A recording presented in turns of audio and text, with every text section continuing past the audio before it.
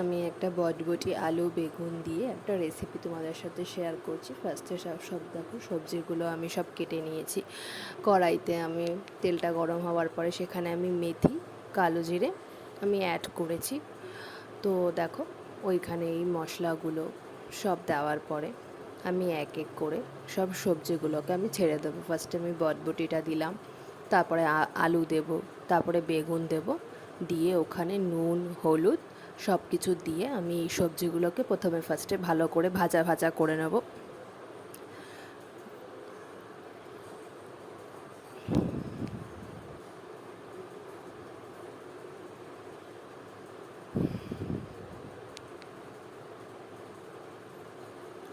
দেখো পুরো ভাজা ভাজা করার পরে আমি অল্প একটু জল অ্যাড করেছি যাতে মশলাটা পুরো ভালোভাবে একটু কষে যায়। সেখানে আমি ধনের গুঁড়ো আর হলো লঙ্কার গুঁড়ো, নুন হলুদ আর সামান্য একটু মিষ্টি দিয়ে ভালো করে এটাকে মশলাটাকে দিয়ে নাড়াচাড়া করে খুব ভালো করে এটাকে আমি কষিয়ে নেব, যাতে এটা যতক্ষণ না অবধি জলটা টেনে একটা তেল তেল মতো মশলা থেকে বেরোয় ততক্ষণ আমি এটা কষিয়ে নেব।